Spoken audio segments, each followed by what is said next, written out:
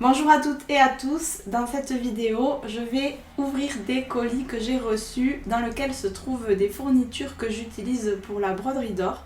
Ça va me permettre également comme ça de vous présenter un petit peu tout le matériel nécessaire et comment on l'utilise. Je vais commencer avec celui-ci, il vient d'une boutique spécialisée dans la broderie d'or qui s'appelle Brodelie. Évidemment les liens de toutes les boutiques seront dans la description.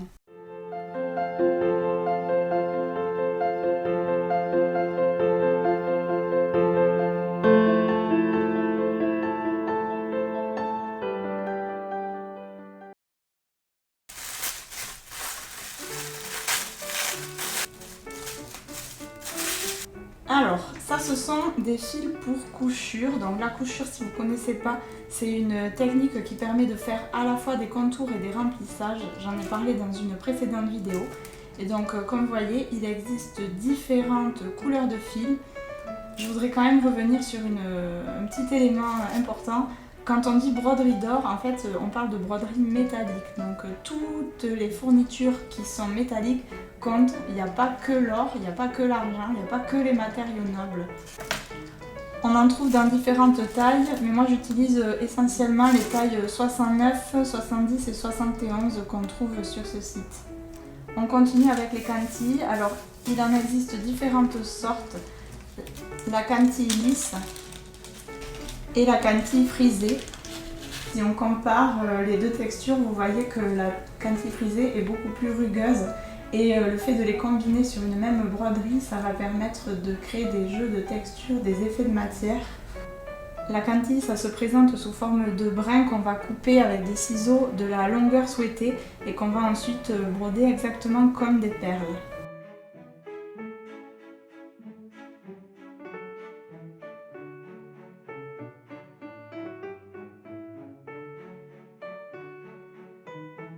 Il existe des quantilles de différents diamètres, mais attention, si vous choisissez un diamètre très fin comme celle-ci, il va vous falloir broder avec des aiguilles très fines, ce sont les numéros 12, mais vous en trouvez sur le site Brodelie. Alors le jaseron, c'est un fil métallique et on va le poser un petit peu comme une couchure, mais pour pouvoir le coucher, on va l'étirer légèrement. Hop, voilà, donc vous voyez que normalement, le fil se présente comme ça, il est très serré en fait, comme un petit ressort serré, et on va l'étirer de manière à ce que nos fils de maintien de la couture rentrent en fait à l'intérieur du jaseron et ne se voient plus. Le colis suivant vient des ateliers de Marinette, il s'agit d'une boutique vintage. Et elle est composée de 2 colis en fait, puisque c'était dans un grand carton, mais vu que je pensais pas que c'était ça, je l'ai déjà ouvert. Ce n'est pas tout à fait du matériel de broderie d'or. En fait, ce sont des anciennes revues de broderie et je vais les utiliser pour décorer mon nouvel atelier puisque je vais déménager vers Noël à peu près.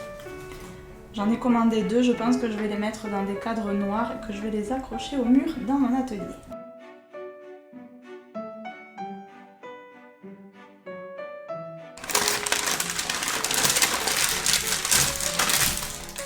Alors ici on a plusieurs fils, donc les grosses bobines comme ça, ce sont des fils métalliques que je vais utiliser pour broder avec des techniques comme le passé plat ou le passé empiétant.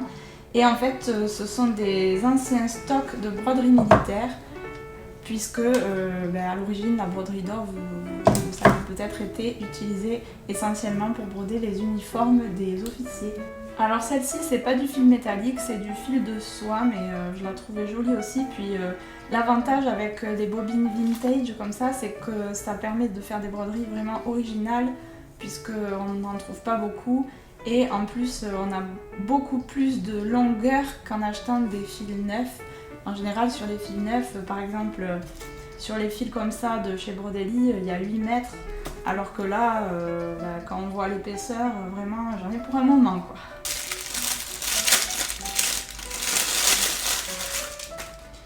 Et ça c'est tout simplement du fil de pêche, mais je me suis dit que ça pourrait être intéressant, vu que la couleur est très jolie, de l'utiliser comme fil pour couture.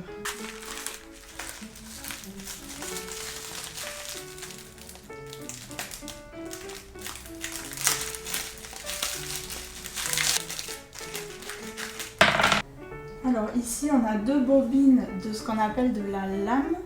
Alors la lame c'est un fil qu'on va également utiliser en couture mais il est plat.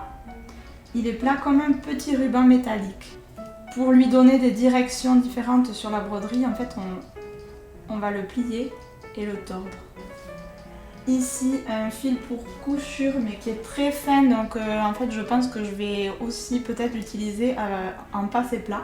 Ici c'est plutôt un petit cordon, c'est pas du matériel traditionnel de broderie d'or, mais je pense que ça peut bien se marier avec. Je sais pas encore comment je vais le poser. Est-ce que ça sera en couture ou est-ce que ça sera de manière à dissimuler les points de maintien, je sais pas encore. Et ça n'a rien à voir, c'est pour de la broderie au ruban parce que je me dis que je vais peut-être vous faire une vidéo là-dessus bientôt. N'hésitez pas à me dire en commentaire si ça vous intéresserait ou pas.